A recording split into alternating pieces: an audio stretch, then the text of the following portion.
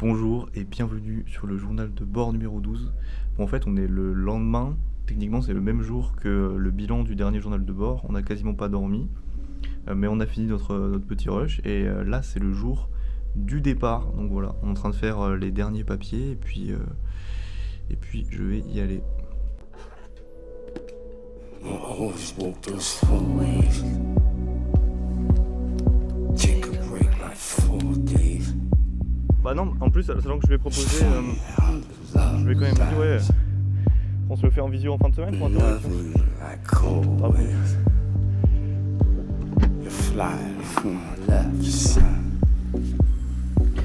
I'm slowly diving underground. She's fast asleep, won't make a sound. It's funny how the love dies. Feels like I'm a stone. I'll never cry. Call me like I was. Feels like I'm a stone. I'll never cry. Call me like I was. Feels like I'm a stone. I'll never cry. Call me like I was. Feels like I'm a stone. I'll never cry. Call me like I was.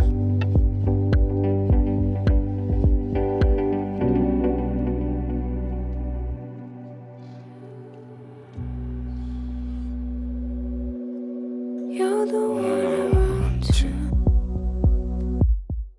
Fall apart, I yearn to. Let's start again like sun two. And I feel like I wanna go home. What you doing someday? Maybe we can run away. Hide away till Monday.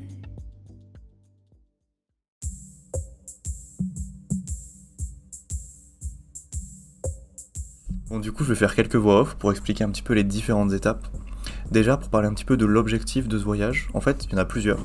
Le premier, c'est de tester un futur modèle potentiel de la structure.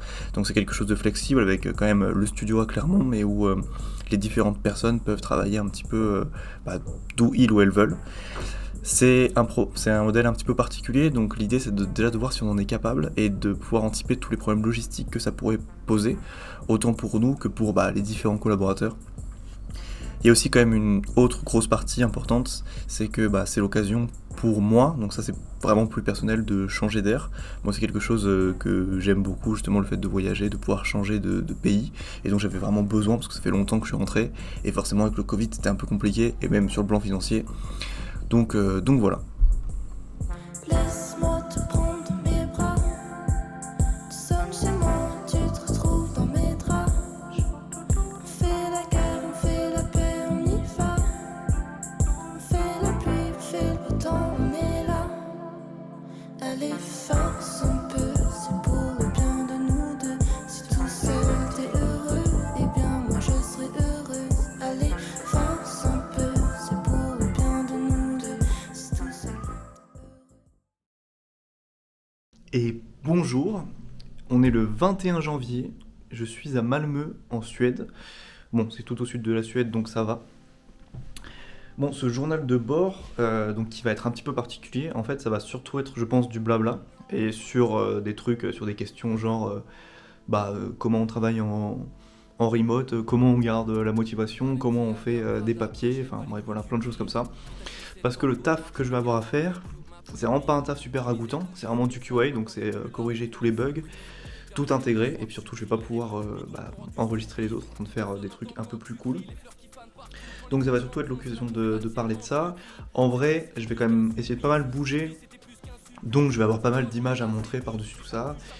Et puis voilà, bon, c'est parti. De toute façon, ça va pas durer très longtemps, ça va durer 5 semaines. Donc, bon. Dans ses yeux, on se fait du mal pour aller mieux. Ici c'est la merde malheureux. Pas une étoile pour faire un vœu. Pas une étoile pour faire un vœu. Quand il faudra éteindre le feu, qui sera là? Tu seras là, j'en doute un peu. Je me suis pas perdu que dans ses yeux.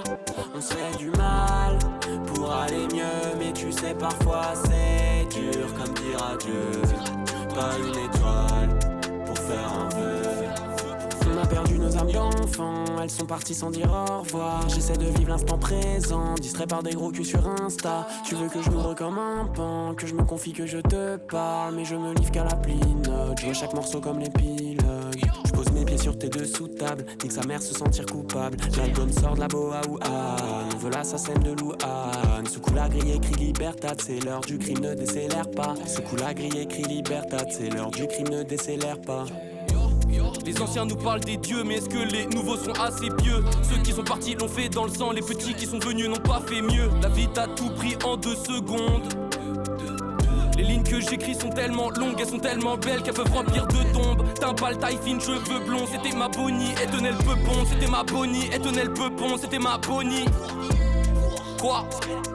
Découpe comme avec les griffes de carnage, tapage nocturne, j'évacue ma rage. Maintenant j'ai percé, t'es ma ton karma. Là j'ai compris ton love et tu. Là j'ai compris ton love et tu n'arnaques. Avant je rappais en bas du tabac. Ceux que j'ai laissés sont toujours là-bas. Yo. Avant je rappais en bas du tabac. Là j'ai compris ton love et tu n'arnaques. Ceux que j'ai laissés sont toujours.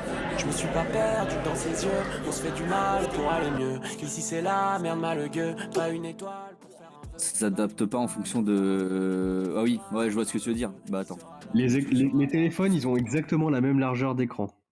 Donc c'est-à-dire que la largeur ne bouge pas, il n'y a que la hauteur qui bouge, et à ce moment-là, bah, c'est proportionnel, puisque du coup, elle fait la même, enfin, elle fait proportionnellement la même taille par rapport à la taille du téléphone.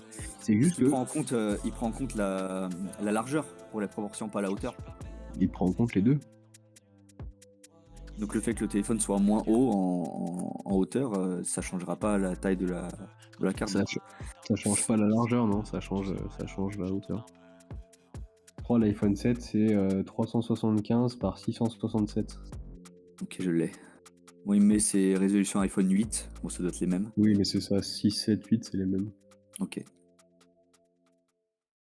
Bon, dans les faits, il n'y avait pas que du QA, parce qu'on passait aussi des comités super importants, donc il a fallu les préparer.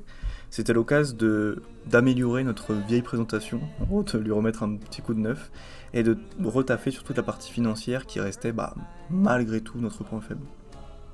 L'objectif, c'est de monétiser autour de 15 € les joueurs actifs. En fait, 2 € c'est le prix d'une histoire. Nous, on en proposera 15 en juillet, donc il y en a 2 qui sont gratuites, plus 2 épisodes, mais on va dire que grosso modo, avec les récompenses qu'on peut avoir dans l'application, ça reviendrait autour de 15-20 € l'objectif par joueur. Sans compter le fait qu'on sortira du contenu régulièrement, donc l'idée c'est de sortir une histoire tous les mois, plus de continuer d'acquérir des nouveaux joueurs. Bon, et du coup, dans les faits, ça s'est quand même très bien passé. Et c'était vraiment intéressant de confronter à nouveau le projet à des gens qui sont pas du tout du milieu.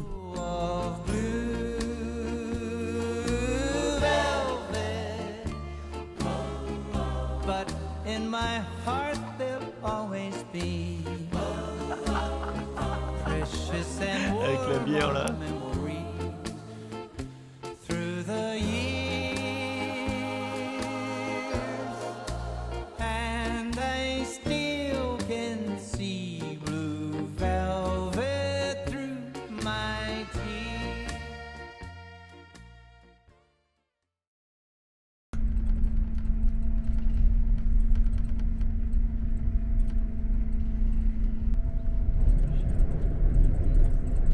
La 3e semaine, je suis parti à Abisko. En fait, Abisko, c'est une petite île de 85 habitants tout au nord de la Suède.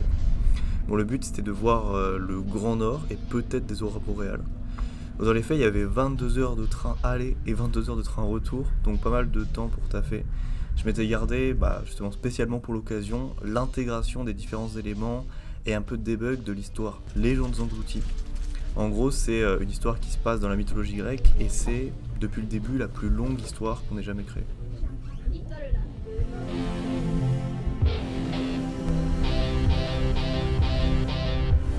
Viens au jeu à face pile, les vents m'apportent peu. Y'a des gens qui partent et disent qu'ailleurs il y a du bleu.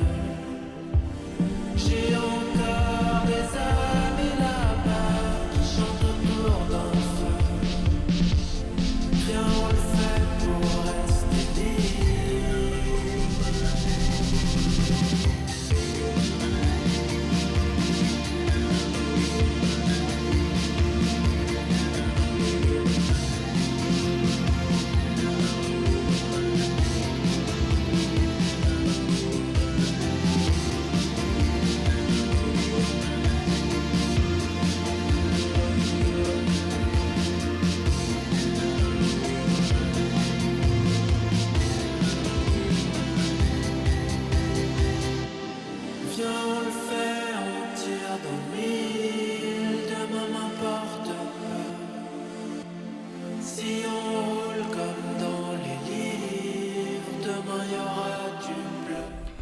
Bon, du coup, je fais quand même une petite aparté qui n'est pas du taf, parce que justement pour voir les aurores boréales, et j'ai eu pas mal de galères. En fait, j'avais essayé déjà le premier soir de les voir par moi-même, j'avais pas réussi, sachant que je restais que 2 nuits.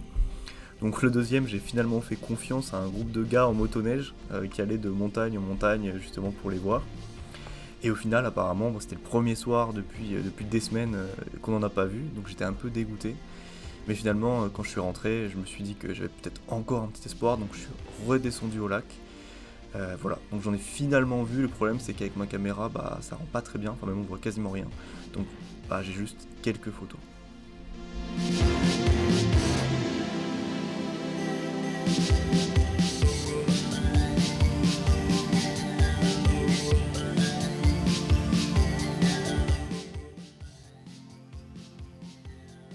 Bon, du coup, pendant que je continue de vous montrer des images de mes différentes découvertes, on va parler d'un autre sujet. En fait, c'est un sujet dont on n'a pas parlé depuis très longtemps, mais qui est revenu sur la table. C'est le fait que des gens jouent à Tales Up en solo. Tales Up, c'est un jeu exclusivement multijoueur, c'est même tout le sens de notre positionnement, parce que des jeux narratifs solo, il y en a plein, des visual novels, il y en a plein. Mais plein de gens et de joueurs, de joueuses préfèrent jouer en solo chez eux ou elles, donc plutôt que d'essayer de réunir du monde. Et ça a posé plusieurs problèmes. Donc c'est suite à ça qu'on a décidé de faire toute une série de questions et de sondages sur Insta. Je suis sûr qu'on finira lassé, je réponds pas là, je suis complètement arraché. Elle sait que je veux pas m'attacher, tout ce que j'aime c'est faire du blé. J'expulse une épaisse fumée de ma trachée. C'est plus facile de rêver au futur que d'effacer le passé. Mais t'inquiète, tout finit par passer. En fait, ces résultats, ils sont censés nous permettre de savoir ce qu'on doit faire. Donc est-ce qu'on doit garder notre format hybride ? Est-ce qu'on doit créer un mode solo ? Ou est-ce que tous les gens qui jouent en solo, en fait le mode en ligne leur permettra de retrouver un mode de jeu qui leur correspond mieux ? Le problème, c'est que les résultats, ils ont été assez hétérogènes. Donc par exemple, on s'est rendu compte que les gens qui jouent en solo, ils créent autant des noms inspirés de connaissances, donc par exemple des amis comme si c'était là, que de personnages complètement fictifs. Même si, bon, la plupart du temps ils sont dans l'équipe, ça c'est pas anodin parce que en fait c'est très très dur pour nous d'imaginer un mode solo différent que celui où on crée carrément juste une équipe de personnages et où les joueurs sont un peu des dieux qui prennent les décisions pour ces personnages-là. Ensuite, ça a posé un autre problème, c'est par rapport en fait au narrateur. Le narrateur, soit il s'adresse aux joueurs, donc avec vous, soit il s'adresse à un ou une joueuse en particulier, donc dans ce cas-là c'est vous aussi, soit il va parler d'un joueur au reste du groupe, et dans ce cas-là ça va être player fait ci, player fait ça. Et tout ça en fait ça correspond pas, ça crée une vraie incohérence si on commence à créer des personnages fictifs. Et vu qu'en plus de ça on n'a pas eu vraiment de majorité, on a plutôt décidé de rester sur le format hybride qu'on avait et on mise sur le mode en ligne pour régler ce problème en se disant que peut-être les gens en fait cherchent juste d'autres personnes avec qui jouer et qui les trouveront par exemple sur le Discord. Malgré ça, on n'exclut pas l'idée de faire un mode solo à l'avenir, mais voilà, on attend déjà de voir un petit peu les résultats de tout ce qu'on a fait.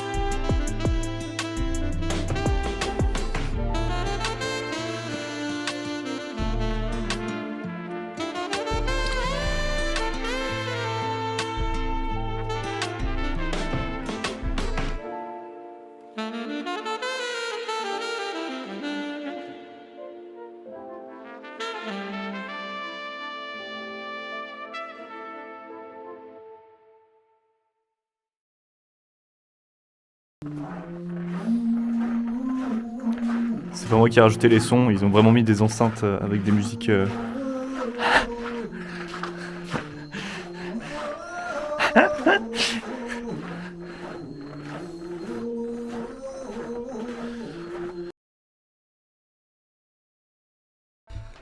Du coup, je vais un peu parler de comment ça s'est passé pour le taf.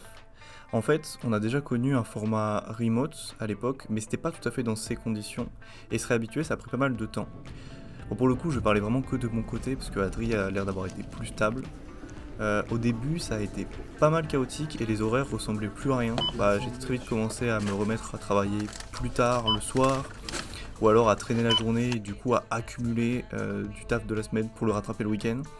Donc ça a aussi mis en relief des problèmes techniques, genre que par exemple ma surface ou mon téléphone qui commence à être vieux et qui commence à me lâcher, donc voilà, ça a fait des galères.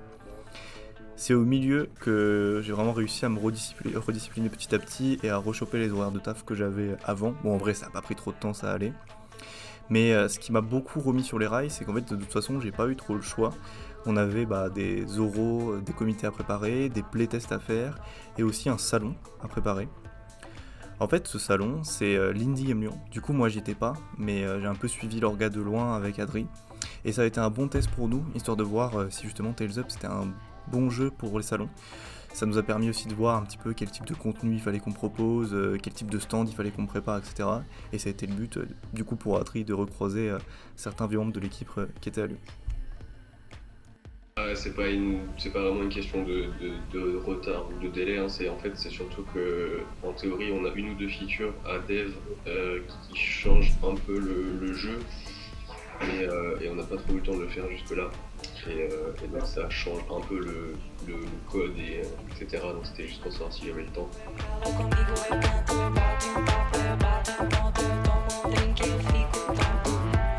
Waouh, comme t'es stylé, mec. C'est ici la mer? Non, je parle plus. C'est bien. T'es pas un poète, toi, hein.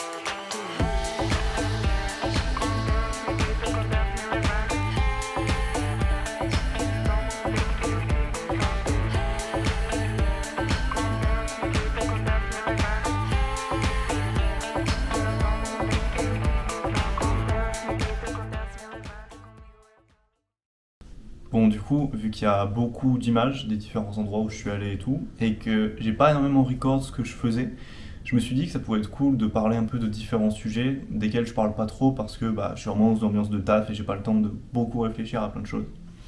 Donc on va parler un peu de plusieurs sujets un peu plus deep. Ça ressemble un petit peu à ce que je faisais au tout début, sur les premiers, où vraiment je me laissais un peu aller, je disais tout ce que je voulais. Maintenant on le fait un petit peu moins pour des raisons de crédibilité, on va dire. Mais je me suis dit que ça pouvait quand même être cool de le faire sur certains points un peu clés. Du coup, le premier sujet, c'est l'argent. L'argent, c'est le nerf de la guerre, c'est un peu le truc le plus important, et j'ai l'impression que c'est le truc le plus tabou, parce que c'est vraiment l'élément dont il faut parler, mais que quand c'est du positif en fait. Genre c'est très dur de dire qu'on est dans la merde ou qu'on n'a pas de fric, enfin en tant que société je veux dire. Faut savoir que nous, en gros, en tant que fondateur, on s'est quasiment jamais rien versé.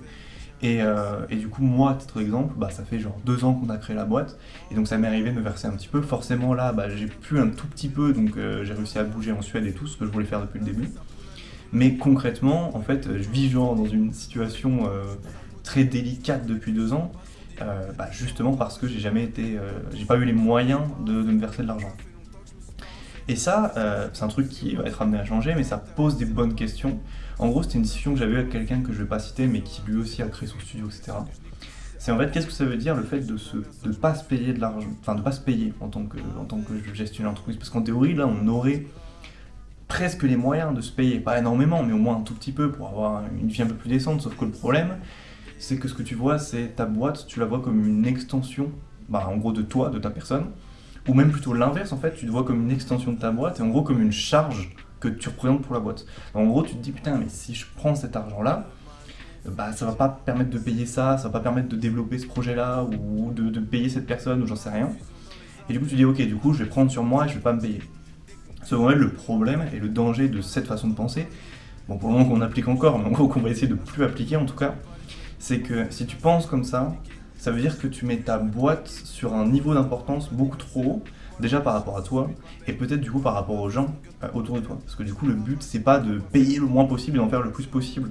Sinon je veux dire, tu penses justement, tu vas penser qu'au profit, tu vas penser que justement qu'à de la production, sauf que dans une dimension un petit peu artistique et même éthique, où on a envie que les gens ils ont envie de bosser avec nous, qu'ils sont dans une sorte de confort et tout, c'est important que ce soit pas comme ça.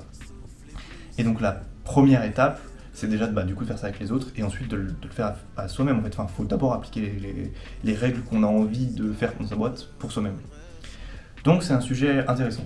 En gros, il faut savoir que voilà, nous, de l'argent, on n'en a pas eu beaucoup. Il y a des moments où on n'avait vraiment rien. Il y a des moments où on a même du coup eu des contrats différents parce qu'on ne pouvait pas payer certaines personnes.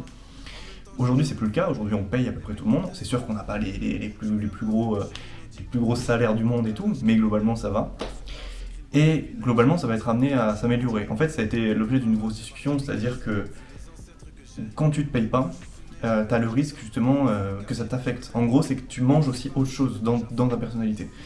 Moi, je le sens, parce que même si moi je suis une des seules personnes où je me suis versé un petit peu, vu que j'avais vraiment pas d'autres revenus à côté, vraiment rien, surtout à la fin, en fait, je me suis retrouvé quand même dans une vraie situation de précarité que j'ai laissé traîner mais pendant super longtemps, quoi. Genre là, ça fait vraiment 1 an que j'ai pas de fric du tout, quoi. Que je vis avec rien, que je dépense rien.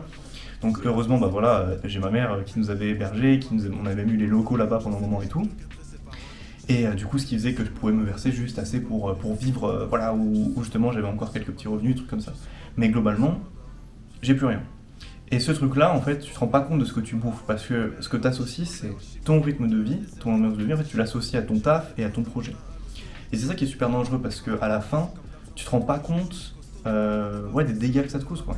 Genre, moi je sais que là, dans la situation dans laquelle je suis, j'ai eu un peu une sorte de flashback et de me dire putain, mais c'est un truc de fou, ça fait genre 1 an que je vais pas boire de bière, tu vois. Genre, que je vais pas boire de bière, que je vais pas manger avec mes potes, que je vais pas aller faire une activité dehors, parce que justement j'ai pas de fric. Et je me dis, c'est pas grave, c'est mon projet, il faut que je fasse ça, il faut machin. Mais en fait, on peut pas continuer comme ça. C'est genre super dangereux. Ce que tu risques, c'est justement que ça pète à un moment, parce que tu t'écoutes pas toi-même. Et donc, encore une fois, cette réflexion-là, heureusement que je l'ai là, et heureusement même, qu'on réfléchit à ça et qu'on attend de digérer et tout, parce que la situation doit être amenée à s'améliorer. Donc dans les prochains mois, en gros, on espère, on vient d'avoir une bonne nouvelle aujourd'hui, donc normalement ça devrait le faire. Dans les prochains mois, on va encore passer une étape dans la structuration, c'est-à-dire que normalement on va se payer des vrais salaires, donc vraiment des vrais salaires, et on va payer des vrais salaires à des gens qu'on va embaucher. Donc on va les prendre à temps plein et pas juste à temps partiel sous forme de mission. Donc normalement on devrait passer cette étape-là, mais ce que je veux dire c'est juste que on a tiré sur une corde, on a eu de la chance que ça pète pas, entre guillemets, mais moi j'ai quand même eu plusieurs rappels à des moments où en fait j'étais en mode mais putain j'en peux plus vivre comme ça, quoi. C'est plus possible, pourquoi je vis dans ces conditions, pourquoi je suis pas ailleurs à l'étranger, parce que moi ce que je kiffe c'est vivre à l'étranger, pourquoi je suis pas à l'étranger, dans un taf, et où j'ai un bon salaire et puis je fais ma vie et tout, tu vois. Et ouais, en vrai. Et du coup, bref, tout ça pour dire que c'est un peu un cercle un peu dangereux et qu'il faut faire gaffe à ça et que moi j'ai pas assez fait gaffe à ça.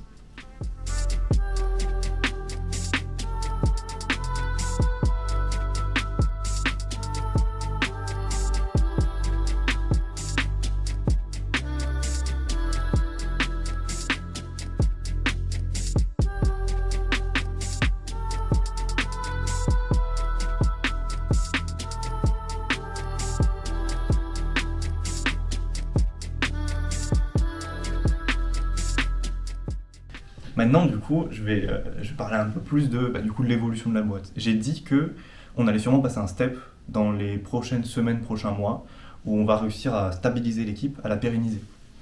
En gros, nous, on a quand même 2 directions assez opposées avec Adri. Adri, lui, c'est un mec qui a envie de construire sa vie, et sa vie, de tout construire, en gros, à Clermont et autour de Clermont. Et voilà, de build un truc, de build une entreprise vraiment stylée, voilà. Et moi, je suis plus du genre à vouloir travailler un peu en remote, et à voyager, et à vivre comme ça.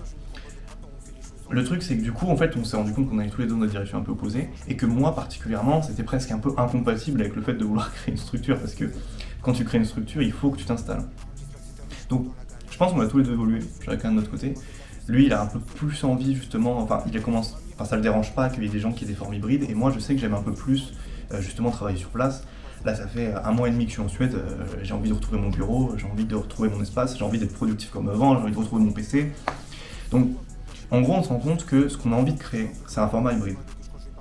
Il y a aussi, en fait, on a vraiment envie de créer une structure ici, de vraiment de développer, enfin ici du coup, clairement, on a envie vraiment de créer une entreprise qui marche, qui soit dynamique, qui nous permette de créer d'autres projets, etc. Mais on a aussi envie d'être en accord avec ce qui se passe. Donc c'est-à-dire, il y a de plus en plus de gens qui ont envie de travailler de chez eux ou de bouger en travaillant. Mais la plupart de ces gens-là, ils ont aussi envie de bosser sur place à des moments. Ils ont envie juste d'avoir un truc un peu hybride, un peu variable. Donc nous, c'est quelque chose qu'on va essayer de construire. En gros, le plan, c'est dans un premier temps, les personnes qu'on va embaucher, on va quand même essayer de les faire venir à Clermont pour X temps, pour au moins 6 mois. On verra comment se débrouiller pour les logements, pour pas que ça les fasse galère ou quoi. Mais en gros, ce qu'on veut déjà, c'est au moins créer cette base-là et que le lancement il se fasse ensemble, etc. Et justement un peu pour voir comment ça marche. Est-ce que du coup, moi j'ai toujours envie de bouger maintenant que j'ai un salaire et que j'ai machin et tout, je pense que oui. Est-ce que eux c'est leur cas? Qu'est-ce qu'ils ont envie de faire? Qu'est-ce que Adrien a envie de faire? Comment on a envie de vivre? Comment on a envie de créer la structure? Et donc c'est un truc sur lequel on va pouvoir travailler sur les prochaines semaines et les prochains mois. Moi, cette petite séquence en Suède, en gros, c'était aussi un test. Et moi, c'était vraiment un exutoire parce que ça fait 2 ans que j'ai juste une seule envie, c'est de rebouger, de revoyager parce que j'ai pas mal bougé avant. Et là, d'un coup, j'ai un peu redécouvert la vie que je kiffe, c'est-à-dire de rencontrer des gens que je connais pas, de parler des langues que je maîtrise mal, puis même de découvrir des villes, de découvrir des environnements, etc. Donc moi, je sais à peu près que c'est ce que je veux, mais ce que je veux aussi, c'est pouvoir être à Clermont, je sais pas combien de pourcentage du temps, et être là, à structurer une boîte, et à avoir une équipe, et à faire des projets cool. Donc voilà, donc ça c'est vraiment, je pense que ce sera un des gros sujets des journaux de bord, je sais pas, peut-être dans 3 ou 4 quoi, quand on aura commencé à avoir une équipe, etc. Parce que on se pose beaucoup de questions justement sur la structure qu'on peut avoir. Et il y a aussi un dernier truc dont on parle pas beaucoup, d'ailleurs, pareil que l'argent, c'est qu'en gros, il y a aussi quelque chose à considérer, c'est qu'il y a beaucoup de fonds qu'on récupère, même de prêts, etc., où quelque part ils misent sur nous pour dynamiser un territoire ou apporter quelque chose du coup à la région. Et donc nous, dans tous les cas, à aucun moment notre ambition ça a été de se barrer, de s'installer ailleurs ou quoi. Mais dans les faits, si jamais ça marche, il faut qu'ils aient un retour sur investissement, c'est normal, on leur doit ça, ils nous ont énormément aidés. Et donc il y a aussi ça à prendre en compte, c'est-à-dire que d'un côté, on a envie de créer un Auvergne, mais on a aussi ce truc-là de dire putain, franchement ils étaient là, ils ont eu envie de booster ce truc-là, c'est grâce à eux qu'on a réussi. Il faut réussir à le rendre, il faut réussir à dynamiser justement cet environnement si jamais un jour on a les moyens de le faire, parce que faut pas avoir la prétention de le faire, pour le moment c'est pas trop le cas. Mais voilà. Aujourd'hui on est jeudi 24 février. La Russie est en train d'envahir l'Ukraine. Et moi du coup je rentre en France demain. Et on a passé notre oral où théoriquement on a validé on va dire quelque chose de très important qui va nous permettre de débloquer des fonds plus importants et nous permettre justement de passer l'étape que je disais dans la structuration. Donc journée mitigée. Et voilà, en tout cas je rentre demain en France. J'ai hâte de rentrer en France et de reprendre le dev parce que là on arrive sur le bon vieux rush d'avant sortie et ça va être trop cool. Et vraiment ce qu'on va sortir ça va être trop bien.